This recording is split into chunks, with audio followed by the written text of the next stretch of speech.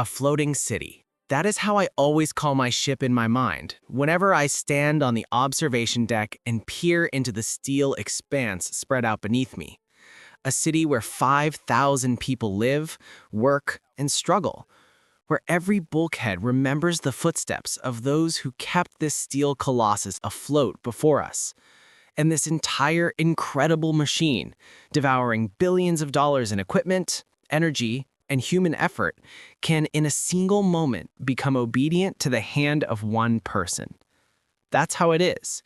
The one who stands as captain of a U.S. Navy aircraft carrier not only gives orders, but lives in a world that most people on shore could never imagine, even faintly. My name is Jack, and I am one of the few who had the chance to step into this world, not as a guest or observer, but as into my own home, my own unrelenting burden. From my very first days of service, I was struck by how unusual a captain's life is. 2 separate bedrooms, a private office, a direct route to the bridge that you can reach in less than 10 seconds. To an outsider, all this may seem almost like luxury, as if the man was simply given a couple of rooms so he wouldn't get bored. But this seeming privilege is not about comfort. It is about survival. About the endless readiness demanded of you by the reactors, 75 fighters, and the thousands of lives entrusted to your constant attention. When you are responsible for a ship the size of 3 football fields, rushing across the ocean at a speed that makes the wind whistle through the antennas, you realize luxury is a myth, a useless invention. The only true reality is the ability to appear instantly wherever the steel essence of the ship requires you. It calls you suddenly, sometimes in the middle of the night, sometimes in a moment of perfect quiet, sometimes when you think you might finally be able to breathe a bit deeper. But you cannot. Duty holds your chest the same way a storm holds the surface of the sea. Aircraft carriers are perhaps the most powerful machines ever created by humankind. They project force to any point touched by the waters of the world's oceans, and at the heart of each such machine stands a single person. The captain. Not just an officer who has climbed the ladder of service, but a naval aviator, a person who earned his place through decades of flights, combat missions, and countless proofs that he can handle even what seems impossible. Today, remembering my service, it feels as though I am once again lifting the veil from how we, the commanding officers, live aboard these floating fortresses. The memories bring back everything. The cabins, the daily routines, the hardships, the shadows and brilliance of service. The reason why our entire life is subordinated to one single principle: to be ready for anything at any second. If you ever wondered what it means to command the most advanced ship on the planet, you might imagine romance, grandeur, the dramatic beauty of steel decks. But the truth is far harsher and more intricate. The life of a captain is a life with almost no personal freedoms, yet filled with an endless expanse of responsibilities woven into every single day. 2 homes. That's what I once jokingly called my 2 quarters, but then I realized there was more truth than humor in those words. A captain doesn't have just one cabin. There are really 2, and the system is designed out of necessity. The first is the sea cabin, small, with a narrow bunk, a modest desk, a tiny bathroom.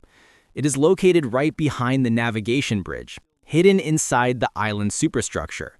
When we are at sea, that is where I live. No decorations, no unnecessary centimeters of space, only what allows me to reach the bridge in a matter of seconds. I spent more time in that cramped room than in any apartment I ever had on shore. The second, the in-port cabin, is entirely different. Spacious, with a separate bedroom, with a living room that also serves as an office, with comforts that almost make you forget the steel walls around you. This is where meetings take place, where guests are received. Admirals, foreign representatives, senior officers. The walls are covered with memorabilia, holding the history of every ship, every victory, every generation of sailors. On newer ships like the USS Gerald R. Ford, the cabin is decorated with items connected to its namesake, and this gives the space a special spirit of responsibility. But the paradox is that when at sea, I practically never visited this home. beauty and comfort mean nothing when responsibility lives just a thin bulkhead away from the bridge. The sea cabin becomes your only refuge, because being close to the command center matters more than any soft furniture or wide sofas. Meanwhile, the crew lives differently. Most sailors sleep in berthing compartments where bunks are stacked one above another, and 8 or even 12 people share one space. Officers get a bit more privacy, but even there it's tight. 2 or 3 people, shared bathrooms, a locker the size of a suitcase, and a bin for personal items. In this ocean of cramped quarters, the captain's cabin is the best, but only because it carries the greatest burden.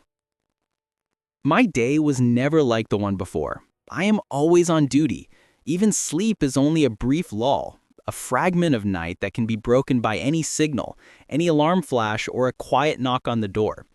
At dawn, I'm already at my desk, reviewing reports from the night shifts, checking the weather, studying the flight schedule, going over intelligence data, holding morning meetings with department heads. And yet the morning briefings were something special to me. In those hours, I felt most acutely how multi-layered and fragile the structure I command truly is. Each department is like an organ of a huge living creature, and each brings me its concerns, numbers, forecasts, reports. Air operations speak of pilot readiness, aircraft condition, planned sorties. Engineering brings data on system pressures, reactor status, results of night inspections. The ordnance teams report on munitions, storage safety, upcoming maintenance cycles. All of this weaves into one vast canvas, and I must see the weak points, even those hidden from the eye. When I step onto the navigation bridge, I feel every time as though I'm entering the heart of a living organism. There is no place for random words. Every step, every turn of the head carries meaning. Nearby work the helmsman and the officer of the deck, people I trust so deeply that I can let them physically steer the ship without doubting their skill. But the course, the speed, every serious decision, all of that remains mine. And when you look through the huge bridge windows, through which you see the ocean stretching into boundless distance, you understand how small a human figure is in this steel universe, and how great the responsibility placed upon its shoulders. Flights are the most intense part of the day. While the aircraft catapult off the deck like released arrows and then return, trying to catch the elusive arresting wire, I tense inwardly, though my face remains calm. Any mistake, any technical failure, and in a second, order turns into chaos. The air boss controls every launch, but responsibility, like a cold shadow, always follows me. When the deafening roar of engines rises above the deck, I listen to it as though hearing the breath of my own ship. And between these tense cycles, tasks await me that lack drama but are no less important. Documents, recommendations, administrative decisions, all of it like a quiet but endless rain. Every paper demands attention. Every signature carries weight. Communication with Fleet Command is a separate thread that runs through the day. Video conferences, classified messages, reports on political changes and emerging threats. And all of this happens against the backdrop of constant monitoring of the external environment. Underwater signals, rare radar marks, unidentified vessels, aerial shadows appearing from somewhere far away. Food on board is nothing but fuel for the captain. I ate quickly, most often standing or sitting, not noticing the taste, because my thoughts stayed on the deck or on the bridge. And if I managed to sleep 5 hours, I considered it a gift of fate. My sea cabin, cramped and almost ascetic, existed only so I could collapse onto the bunk between the next crises, never straying from the place where I might be needed at any second.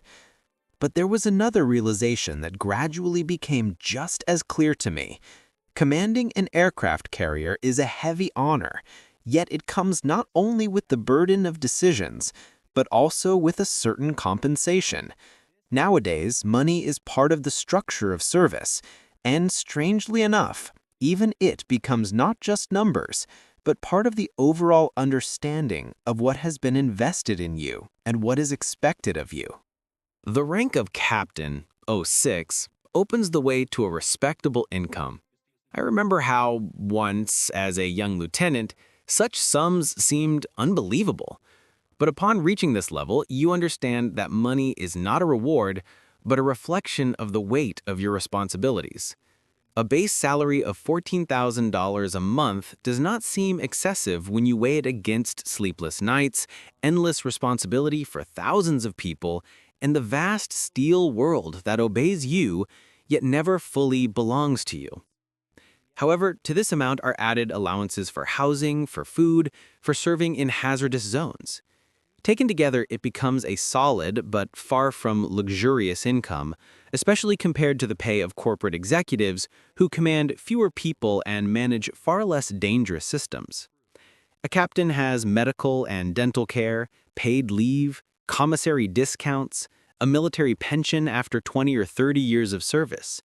But no matter how long this list may be, what matters most is what cannot be measured in numbers: respect, pride, and that inner light that comes from knowing that the best your country has created has been entrusted to you. And when you look around at these steel corridors, at the multi-layered structure of the decks, at the roaring engines and the relentless rhythm of the air wing, you see not just a ship, but a symbol of human thought embodied in metal. The Gerald R. Ford class is the crown of engineering power, a ship into which the nation invested $13 billion so it would become a bastion of strength and technology. And it became exactly that: 1,000 feet long, 100,000 tons in weight, powered by nuclear reactors capable of sustaining it for decades without refueling. But inside it is a labyrinth filled with sounds, smells, events, the small details known only to those who live here for months at a time. The ladders are steep, the passageways narrow, the hatches appear constantly along the way, and every corner has its own smell, its own temperature, its own character. The noise never stops for a single second. The hum of machinery, footsteps, clipped commands, the thud of metal doors, and the rumble of jet engines that you feel, not only with your ears, but with your bones. I often caught myself feeling that the ship breathed with me, as if it understood my state. In a storm, it groaned, leaned, made the walls vibrate, and despite its size, it felt as though the entire ocean wanted to remind you that no one can feel like a master here. My cabin was relatively quiet, but even there I could hear how this machine lived. I heard its tension, its worries, its sleepless nights. And above all, 5,000 souls around me, 5,000 people gathered into one steel world, living in tight quarters, without the usual comforts of shore life, without personal space, without the internet, without connection to those left at home. They work, eat, and sleep side by side for months. Deployments can last 9 months, sometimes without a single port visit. And among this mass, I, the captain, feel both a part of this collective and its most isolated element. The highest authority always brings loneliness, cold as the night ocean. But the path to command is never easy. Before reaching the captain's chair, I went through years of flight training, through hundreds of landings on a pitching deck, through the fiery tongues of combat missions, through commanding smaller ships, through trials that demanded decisions in fractions of a second. And still, even upon reaching this level, you understand. You were chosen out of thousands. Only 11 people in the entire country are entrusted with commanding such ships. But the real difficulty comes not during battle alerts, not when aircraft are trying to land in hurricane winds, and not even when you face decisions tied to national security. The true challenge is the constant sense that every step you take, every word you say, even the expression on your face, becomes part of the vast mechanism that sustains the crew's psychological balance. Here, in the depths of the ocean, far from homes, families, the familiar world, the captain is not just a commander. He is the center of gravity on which the emotional stability of 5,000 people rests. I remember how once, after an especially tense day, when 3 aircraft returned with damage, One pilot suffered a serious injury, and we were also trying to avoid a cyclone. The officers asked me to walk through the crew's mess. It wasn't part of any protocol. No one forced me, but I saw in their eyes people needed my shadow, my presence, even silent. When I walked in, the conversations quieted for a second. The metal utensils in sailors' hands seemed to freeze, and then everything returned to its usual noise. I walked between the tables, nodding to those I knew and those whose names I remembered only vaguely. Nothing special, just presence. And yet, it was necessary. In such moments, you understand, captain is not a role you can step into and out of. It is a state that never leaves you, day or night. There were other days as well, heavy not because of events, but because of their thick, viscous routine. The ocean lay smooth as polished glass. Flight operations ran without failures, equipment worked perfectly, the reports were almost dull. And yet it is on such days that the inner voice became insistent, too quiet. After many years of service, you grow accustomed to expecting a storm behind the calm. You get used to the idea that the ocean and life on it are never generous with long pauses. Sometimes at night, I would go up to the upper deck. There, where the wind tears at your clothes, where the stars hang so low it feels as though you could reach out and feel their cold glow. The ship at such moments breathed slowly and deeply. Its breathing was steady, as if it too was resting, gathering strength before the next day. I would sometimes look at the empty deck, at the aircraft lined up in precise order, at the glowing points of lights running along the ship's sides, and think about those who entrusted me with their lives. Each of these people came here for different reasons. Some sought stability, some meaning. Some wanted to escape a life that had pressed on them since childhood. But by the middle of a deployment, the motives fade. Only one thing remains. We are one organism, one unified entity, enclosed within steel walls and surrounded by water, deeper than which lies only silence. Sooner or later, every captain realizes that the ship becomes an extension of him, not figuratively, but literally. You feel the vibrations of the whole like your own pulse. If something is wrong, you sense it before anyone else, even before a report reaches you. This sixth sense cannot be explained, not by experience, not by knowledge. It is a strange bond that forms between a person and a machine after months spent side by side. I remember one night when I woke up with an undefined sense of unease. No alarm, no report, no call, nothing. Just a thin inner tremor. I got up, walked down the narrow passage toward the bridge, and on the ladder I already heard a faint, barely noticeable vibration in the hull, some mute note uncharacteristic for the ship. And at that moment, the report finally arrived. The engineering department had detected instability in one of the auxiliary pumps. We fixed the issue within half an hour, but if it had gone unnoticed, it could have grown into a serious incident. One night like that changes a person. You begin to understand why command insists that a captain be a pilot, why he must be someone who has already lived through moments where life and death are separated by the thinnest line. The ship feels you, and you feel it. And yet, no matter how great this steel world is, no matter how formidable, complex, majestic, the hardest part begins when a soldier, a sailor, a mechanic, a pilot, or an officer needs not an order, but a shoulder. And these moments always come quietly. I remember a young pilot, practically a boy compared to me, who for the first time failed to land and had to go around again. It happens often, it isn't dangerous, it's part of routine practice, but for him it was a blow. He came to me late in the evening when I was almost ready to lie down and asked, "Captain, have you ever been afraid of letting the ship down?" I didn't give him polished phrases. I didn't talk about motivation, about protocols, about fear being part of the profession. I simply told him the truth. Afraid? My whole life and every day. But fear isn't the enemy, it's what keeps us alive.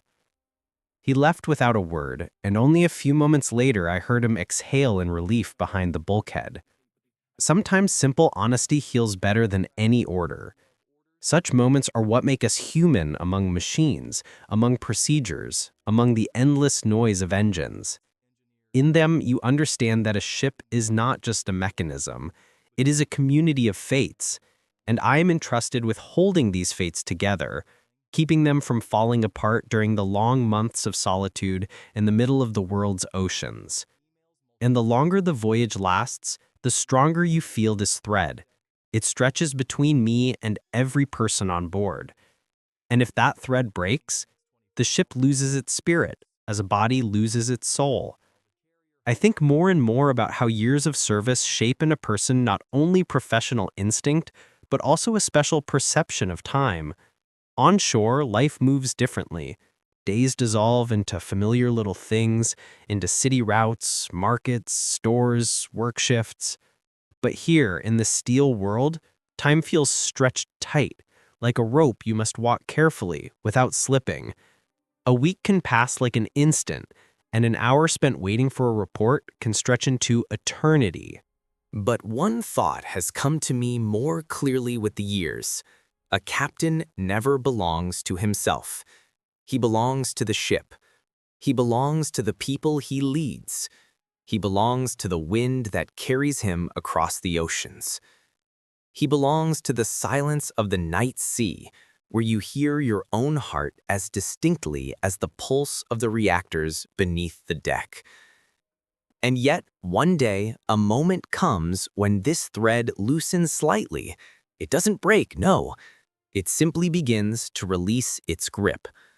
You stand on the bridge, look at the straight line of the horizon, and understand ahead lie many more voyages, many more routes, many more lives you will have to guard. But at the same time, somewhere deep inside, a quiet sense of the end of the journey begins to form. Not tragic, not sudden, calm, mature, wise. I noticed it in myself gradually. That evening, when the sun was setting behind the stern, tinting the waves in shades of copper and gold, I stood on the deck, leaning on the cold railing, listening to the wind rushing over the empty steel. It was unusually quiet, and in that silence I felt the ship seemed to be watching me as attentively as I had watched it my entire life. I knew every vibration of its body, knew every sound, every creak, and suddenly I realized that it knew me too, my gait, my voice, my hesitation, and my resolve. We had lived through too much together, and now it seemed to ask me, "Are you ready?" Ready for what? What will come tomorrow, the day after, a year from now, when I will hand over command to someone else? The answer came on its own. Yes. Not because I was tired, not because the ship had become too heavy, but because everything in life must have its time, its completion, its dignity. I looked back in my mind on the years I had lived. I remembered my first takeoff from the deck, the first blow of a storm, the first order I gave with a trembling voice. I remembered the moment I was appointed captain, and that instant when I realized I would never again be an ordinary man. I remembered the faces of those we lost, those we saved, those who stepped aboard for the first time with eyes full of hope, and those who left weary of the sea winds. And I understood none of it had been in vain. My life dissolved in these steel corridors, in the smell of kerosene, in the noise of engines, in endless reports, in worries and in rare moments of pride. That was my lot, and I accepted it without regret. When I returned to my small sea cabin, the one that had always been closer to my heart than the spacious home cabin, I sat on the bunk and felt its familiar hardness, and for the first time in many years, it seemed almost soft. I turned off the light, listened to the ship's breathing, and thought that when the time comes to leave, I will leave quietly. Without grand words, without pathos, I will simply pass this immense steel soul into the hands of another person, one destined to hear it as clearly as I once did. Until then, I will keep moving forward. I will hold the course. I will live in this noise, in this wind, among these people for whom my voice is support, and my silence a sign of calm. Because a captain does not end the journey. He simply passes it on. And the sea accepts this as calmly as it accepts everything that passes through its bottomless depths.